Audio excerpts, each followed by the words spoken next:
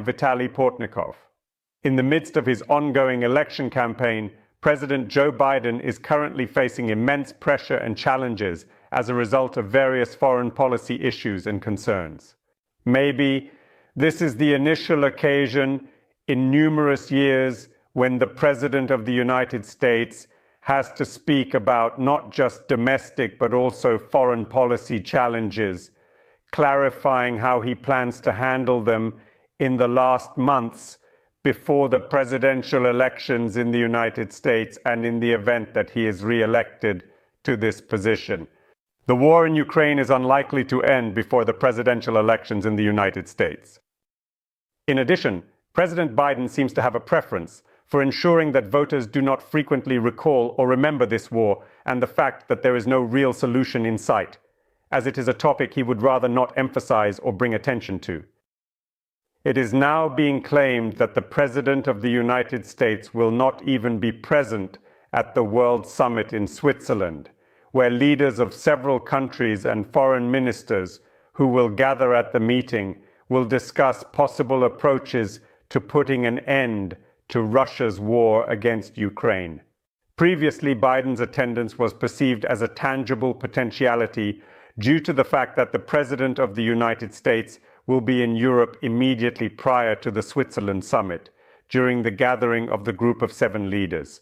However, it appears that the President of the United States is currently inclined to refrain from attending this meeting, possibly to prevent reiterating the challenges that emerged during the deliberations on strategies to conclude Russia's conflict with Ukraine and Ukraine's subsequent triumph.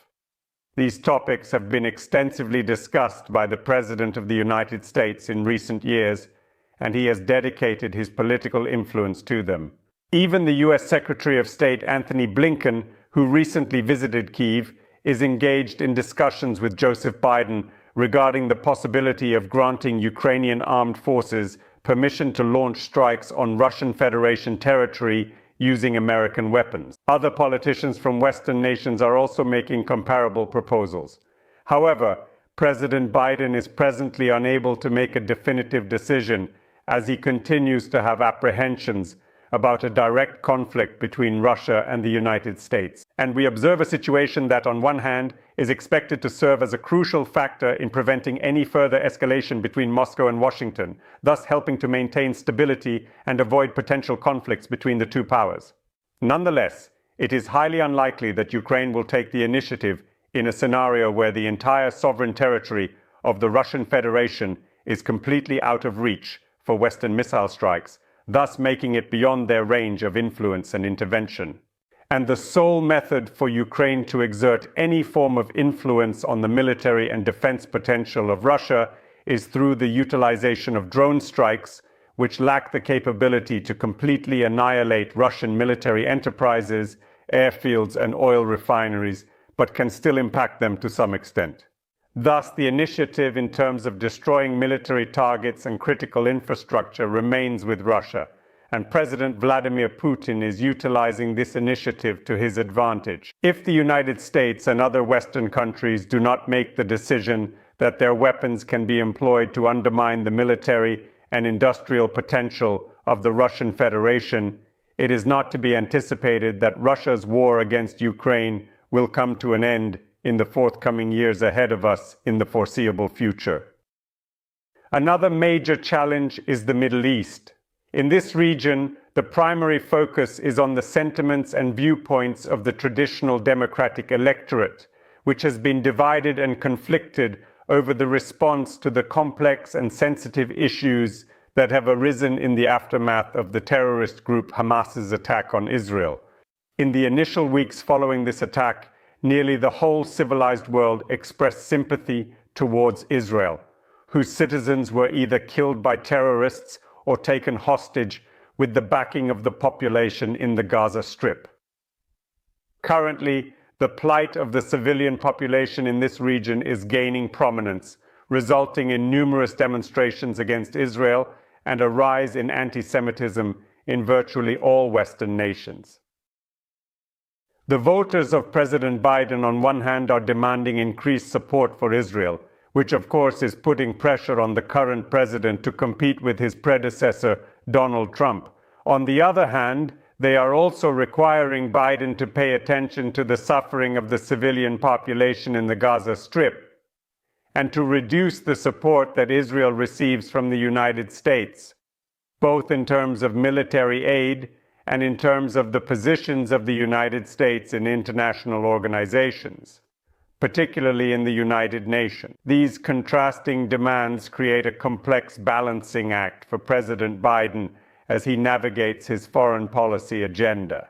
In the event that any of these groups of voters refuse to support Joseph Biden and simply remain indifferent during the upcoming presidential elections, it could potentially have a significant impact on the election results and pave the way to the White House for Donald Trump, ultimately determining the outcome of the election and shaping the future of the country for years to come. When we do not discuss those domestic political aspects that are the primary focal points of this pre-election campaign and that Biden and Trump will undoubtedly address during their debates, it is important to acknowledge the significance of these topics and the impact they may have on the outcome of the election. However, the most astonishing aspect is that the primary fundamental matters of these discussions will not revolve around domestic concerns of the United States or the strategy for border security with Mexico. Instead, they will focus on how the United States ought to conduct itself in its dealings with Russia and whether or not it should provide assistance to Israel in its endeavors within the gas industry and efforts to dismantle the terrorist group Hamas. The most fascinating thing is that while every question of domestic policy in the United States has a definite answer from each of the candidates for the position of head of state, the question of the crisis in Ukraine and the crisis in the Middle East appears to be at a complete standstill. Neither Biden nor Trump have a genuine response to the question of how to bring these wars to a conclusion and whether they can be brought to a conclusion at all. However, Biden, as the current president of the United States, undoubtedly finds himself in a much more vulnerable position than Trump, who may now be offering theoretical solutions to these unsolvable problems. Thank you, friends. Please stay on this channel, subscribe to it, and subscribe to kindly assist in promoting this channel on my social networks and informing your friends about it. Wishing you the best of luck.